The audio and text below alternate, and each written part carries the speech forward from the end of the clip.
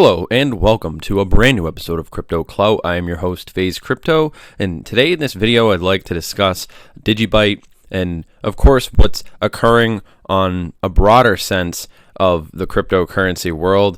Really what I want to discuss in general when it comes down to it can really be emphasized by this article and many others that we want to discuss today as well. And overall, I suppose I'll do a little introduction, which includes sort of my analysis on what's happening as far as the really coming down to the wire on blockchain technology and, of course, computing power and everything that we can expect to see occurring in the next couple of years on the global stage. Even in this year of 2020, we will watch many aspects of what we would have expected to be the post-World War II paradigm, and for lack of a better term, we are just basically seeing the world's going from reliance on natural resources and fossil fuels over to computing power. Yes, the future is computing power, everything digital.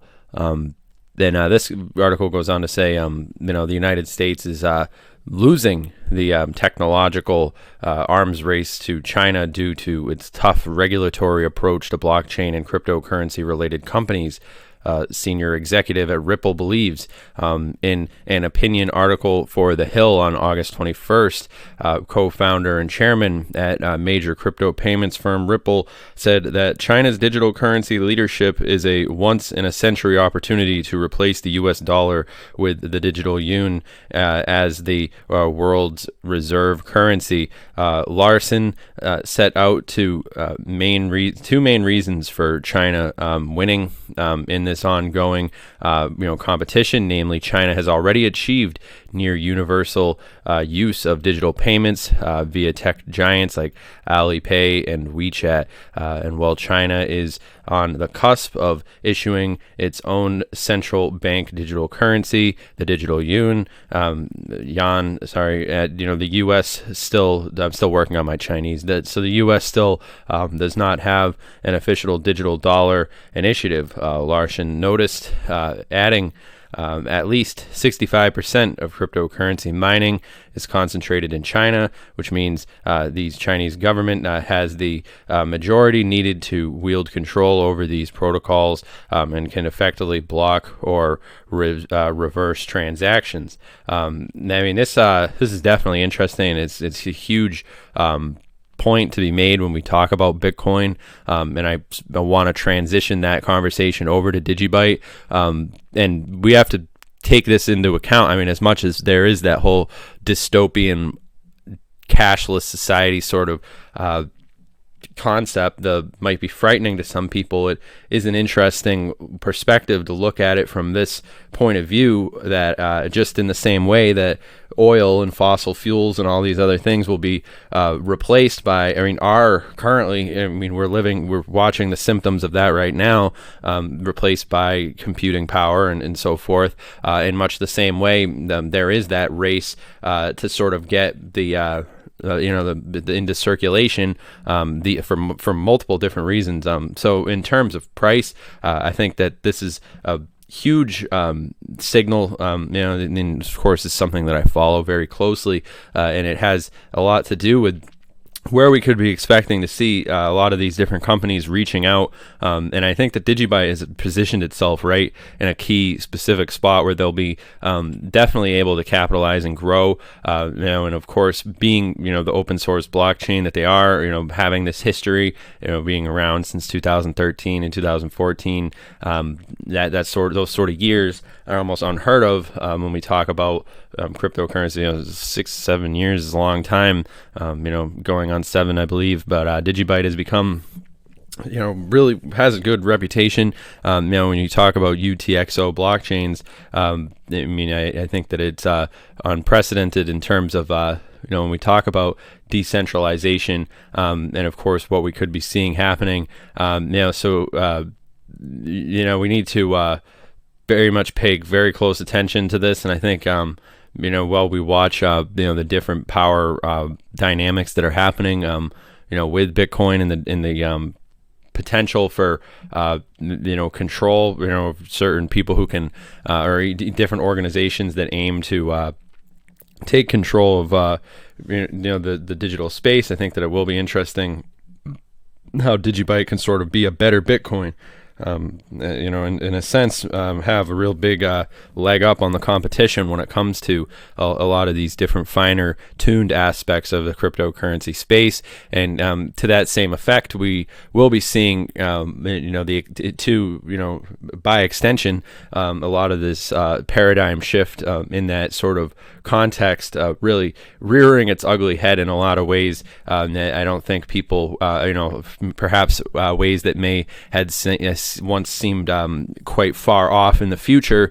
And I think that the future is closer than many people would admit and allow, in any sort of debate. But I would consider that now people are probably starting to wake up to it, and I think that this will be an interesting thing. But yeah, and in terms as far as we look at the different crippling restrictions and laws and sort of red tape that developed countries, and using the U.S. sort of as a jumping off point for that discussion, it is definitely interesting to look at countries like Singapore and areas of the world that have tried to sort of come out running in terms of crypto and sort of all these different things, and as opposed to the U.S. and so forth that are sort of unable to get with the times. And I think the long-term implications of that might mean the loss of prestige on the global stage in yet another future projection that we can expect to see unfolding in the next decade. So in terms of how the physical, the physicality of the cryptocurrency space is going to residually be impacted by these things is still yet to be seen. But I like this one. I would never invest 1 cent in Bitcoin. So this article goes on, this quote right here: I have never and would never invest 1 cent in Bitcoin, which I believe is equivalent to a Ponzi. I would strongly advise everyone with a shred of common sense to ignore this false story and avoid Bitcoin like a plague. O'Leary was referring to an apparent crypto, Bitcoin lifestyle, which claims to have his approval promotional campaign. I just thought that was funny. And I'd like to actually hear some people who make some arguments in both sides of the direction. I try to just have a nuanced perspective and see, just look at things from a balanced, point of view. And, it will be very interesting to see how the space continues to develop and move forward. I think that things are generally on track, but it will be interesting to see just how these different players, on the global stage, basically are able to maneuver this paradigm shift. But the average person has that opportunity as well too. It's all up to the amount of research and work that you're willing to put in. But yeah, so all that being said, remember, this video is for entertainment, educational purposes only. I'm not your dad. I'm not your financial advisor. So make sure that you do your own research. And of course, remember, this video is for entertainment, educational purposes. So, but yeah, that is my opinion. And I think, the concept of an $11 DigiByte, I think it is pretty interesting concept. But first we got to get to the $1 DigiByte. As for people who've been commenting about the $11 DigiByte debate that we've been having, there it is. And I think those articles do, add some nuance to the arguments that have been put forth. But anyway, remember, if you guys are interested, make sure that you tune in to the live stream.